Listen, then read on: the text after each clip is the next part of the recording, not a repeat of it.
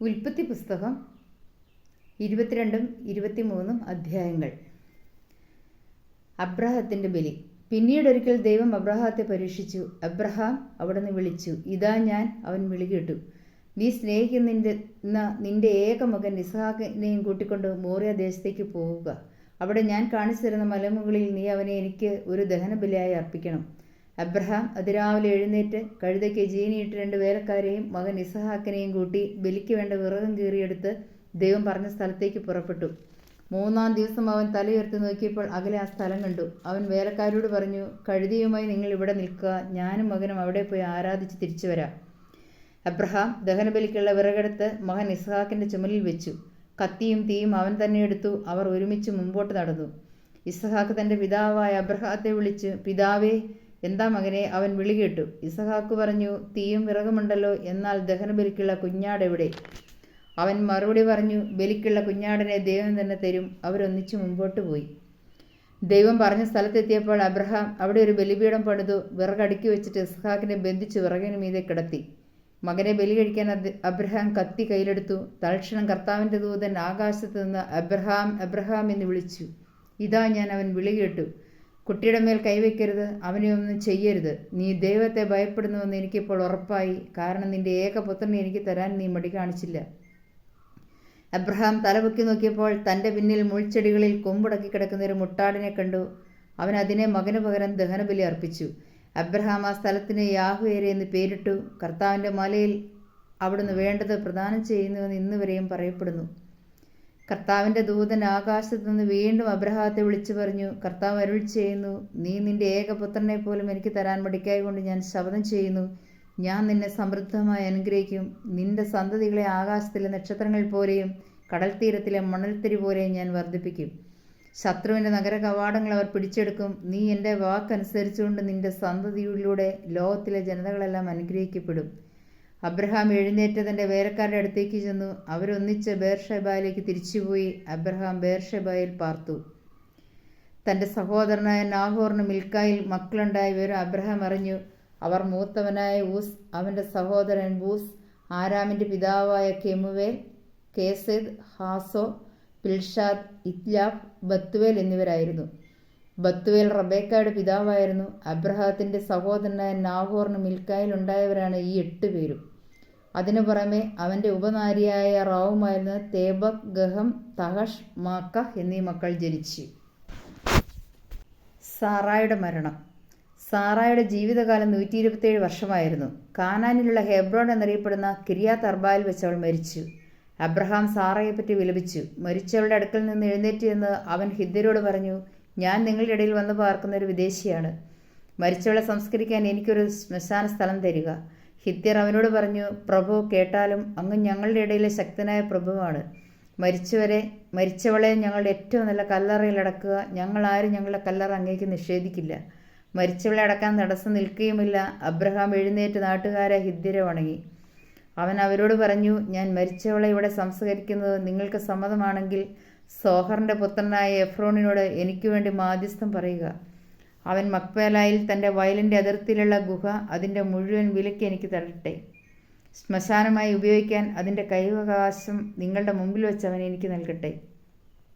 Ephron ഹിദ്യരുടെ ഇടയിൽ ഇരിപ്പുണ്ടായിരുന്നു. ഹിദ്യർ നഗരവാതിലൂടെ കടന്നുപോയ എല്ലാവരും കേൾക്കെ അവൻ അബ്രഹാത്തോട് പറഞ്ഞു, അങ്ങനെയല്ല പ്രഭു, ഞാൻ പറയുന്നത് കേൾക്കുക. നിലവും അതിലുള്ള ഗുഹയും എൻ്റെ ആൾക്കാരുടെ മുമ്പിൽ വെച്ച് അങ്ങേക്ക് ഞാൻ തരുന്നു. അങ്ങയുടെ മരിച്ചവളെ അടക്കിക്കൊള്ളുക. അബ്രഹാം നാട്ടുകാരെ കുമ്പിട്ട് വണങ്ങി. നാട്ടുകാർ കേൾക്കെ അവൻ എഫ്രോണിനോട് പറഞ്ഞു, നിങ്ങൾ എനിക്കത് തരുമെങ്കിൽ ദയചെയ്ത് ഞാൻ പറയുന്നത് കേൾക്കുക. നിലത്തിൻ്റെ വില ഞാൻ തരാം, അത് സ്വീകരിക്കണം. മരിച്ചവളെ ഞാൻ അതിൽ അടക്കിക്കൊള്ളാം. എഫ്രോൺ അബ്രഹാത്തോട് പറഞ്ഞു, പ്രഭു, എൻ്റെ സ്ഥലത്തിന് 400 ഷെക്കൽ വെള്ളിയേ വിലയുള്ളൂ. നാം തമ്മിലാകുമ്പോൾ അത് വലിയൊരു കാര്യമാണോ? അങ്ങയുടെ മരിച്ചവളെ സംസ്കരിച്ചു കൊള്ളുക. എഫ്രോണിൻ്റെ വാക്ക് അബ്രഹാം സ്വീകരിച്ചു. ഹിദ്യർ കേൾക്കെ എഫ്രോൺ പറഞ്ഞതുപോലെ 400 ഷെക്കൽ വെള്ളി കച്ചവടക്കാരുടെ ഇടയിലെ നടപ്പനുസരിച്ച് അവൻ എഫ്രോണിന് തൂക്കിക്കൊടുത്തു.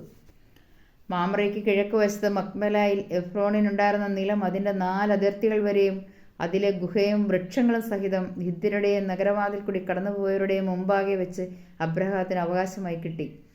അതിനുശേഷം അബ്രഹാം ഭാര്യ സാറയെ കാനാൻ ദേശത്ത് മാമ്രയുടെ കിഴക്ക് ഹെബ്രോണിൽ മക്പേലായിലുള്ള വയലിലുള്ള ഗുഹയിലടക്കി.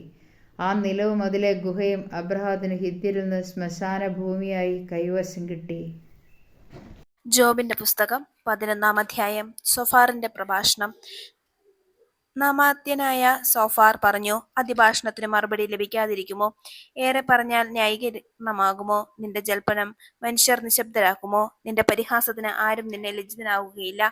ഞാൻ പറയുന്നത് കളങ്കരഹിതമായാണ്. ദൈവത്തിന്റെ ദൃഷ്ടിയിൽ ഞാൻ നിർമ്മലനാണ് എന്ന് നീ പറയുന്നു.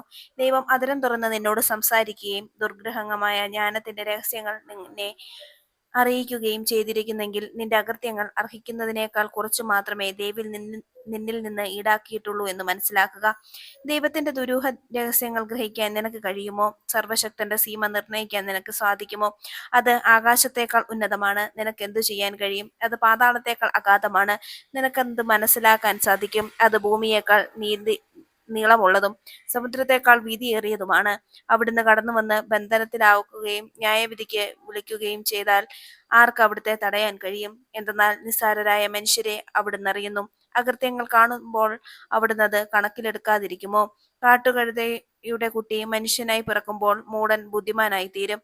ഹൃദയത്തെ ദൈവത്തിൽ ഉറപ്പിച്ച് കൈകൾ ഉയർത്തി പ്രാർത്ഥിച്ചിരുന്നെങ്കിൽ, നിന്റെ കൈകൾ അകൃത്യം ചെയ്യുന്നെങ്കിൽ അത് നീക്കിക്കളയുക. നിന്റെ കൂടാരത്തിൽ ദുഷ്ടത കുടിപാർക്കാതിരിക്കട്ടെ. അപ്പോൾ നിശ്ചയമായും കളങ്കരഹിതമായി നീ നിന്റെ മുഖമുയർത്തും. നീ സുരക്ഷിതനും നിർഭയനുമായി തീരും. നിന്റെ ദുരിതങ്ങൾ നീ വിസ്മരിക്കും. ഒഴുകിപ്പോയ ജലം പോലെ നീ അതിനെ ഓർക്കുകയുള്ളൂ. നിന്റെ ജീവിതം മധ്യാഹ്നത്തെക്കാൾ പ്രകാശമേറിയതായിരിക്കും. അതിന്റെ ഇരുട്ട് പ്രഭാതം പോലെ ആയിരിക്കും. പ്രത്യാശയുള്ളതുകൊണ്ട് നിനക്ക് ആത്മവിശ്വാസമുണ്ടാകും. നീ സംരക്ഷിക്കപ്പെടുകയും സുരക്ഷിതനായി വിശ്രമിക്കുകയും ചെയ്യും. വിശ്രമിക്കുന്ന നിന്നെ ആരും ഭയപ്പെടുത്തുകയില്ല. അനേകർ നിന്റെ പ്രസാദം യാചിക്കും. ദുഷ്ടത കണ്ണുകൾ നിഷ്പ്രഭമാകും. രക്ഷാമാർഗങ്ങൾ അവർക്ക് ലഭിക്കുകയില്ല. മരണം മാത്രമാണ് അവർക്ക് പ്രത്യാശയ്ക്കുള്ളത്. 12-ാം അധ്യായം. ജോബിന്റെ മറുപടി. നിങ്ങളുടേത് ജനസ്വരമാണ്, സംശയമില്ല. നിങ്ങൾ മരിച്ചാൽ വിജ്ഞാനവും ഇല്ലാതാകും. എന്നാൽ നിങ്ങളെപ്പോലെ എനിക്കും ജ്ഞാനമുണ്ട്. ഞാൻ നിങ്ങളെക്കാൾ താഴെയല്ല. ഇതൊക്കെ ആർക്കാണ് അറിഞ്ഞുകൂടാത്തത്?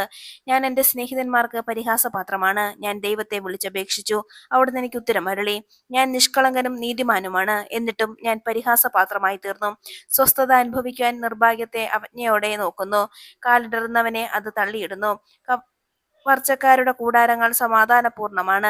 ദൈവം തങ്ങൾക്ക് അതീതനെന്ന് വിചാരിച്ച് അവിടുത്തെ പ്രകോപിക്കുന്നവർ സുരക്ഷിതരാണ്.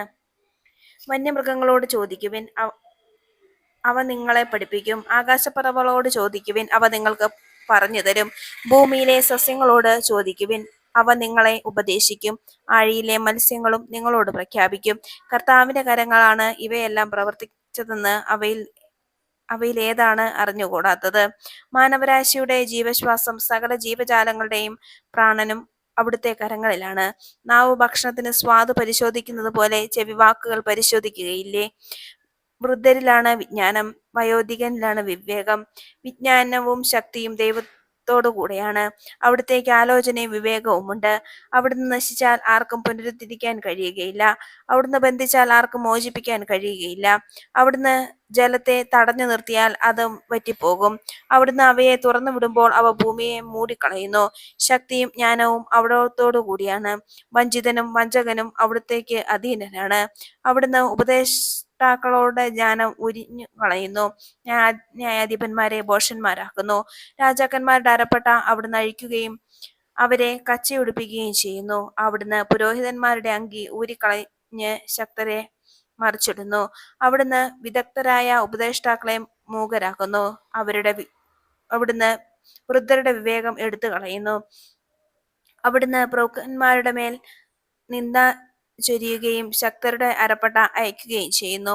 അന്ധകാരത്തിലാണ്ട ആഴങ്ങളെ അവിടുന്ന് അനാവരണം ചെയ്യുന്നു. സാന്ദ്രമായ തമസിനെ പ്രകാശത്തിലേക്ക് നയിക്കുന്നു. അവിടുന്ന് രാജ്യങ്ങളെ ബലപ്പെടുത്തുകയും നശിപ്പിക്കുകയും ചെയ്യുന്നു. അവിടുന്ന് അവയെ വിസ്തൃതമാക്കുകയും ഉപേക്ഷിക്കുകയും ചെയ്യുന്നു. അവിടുന്ന് ജനപ്രമാണികളുടെ വിവേകം എടുത്തു കളയുകയും വഴിയില്ലാത്ത ജനതയിൽ അലയാൻ അവർക്ക് ഇടവരുത്തുകയും ചെയ്യുന്നു. അവർ വെളിച്ചമില്ലാതെ ഇരുട്ടിൽ തപ്പിത്തടയുന്നു. ഉന്മത്തനെ പോലെ കാലുറയ്ക്കാതെ നടക്കാൻ അവർക്ക് ഇടയാകുന്നു. സുഭാഷിതങ്ങളുടെ പുസ്തകം 2-ാം അധ്യായം 9 മുതൽ 15 വരെയുള്ള വാക്യങ്ങൾ. അപ്പോൾ നീ നീതിയും ന്യായവും ധർമ്മവും എല്ലാ നല്ല വഴിയും ഗ്രഹിക്കും. ജ്ഞാനം നിന്റെ ഹൃദയത്തിൽ നിറയുകയും അറിവ് ആത്മാവിനെ ആഹ്ലാദിപ്പിക്കുകയും ചെയ്യും. വിവേചന ശക്തി നിന്നെ കാത്തുകൊള്ളുകയും അറിവ് നിന്നെ സംരക്ഷിക്കുകയും ചെയ്യും. ദുർമാർഗത്തിൽ നിന്ന് ദുർഭാഷികളിൽ നിന്നും അത് നിന്നെ മോചിപ്പിക്കും. അവരാകട്ടെ ഇരുളിന്റെ വഴികളിൽ ചരിക്കാൻ സത്യസന്ധതയുടെ മാർഗങ്ങൾ ഉപേക്ഷിക്കുന്നു. അവർ തിന്മ ചെയ്യുന്നതിൽ സന്തോഷിക്കുകയും അതിന്റെ വൈകൃതത്തിൽ ആഹ്ലാദിക്കുകയും ചെയ്യുന്നു. അവരുടെ വഴികൾ കുടിലമാണ്, അവർ നേർവഴി വിട്ടു നടക്കുന്നു.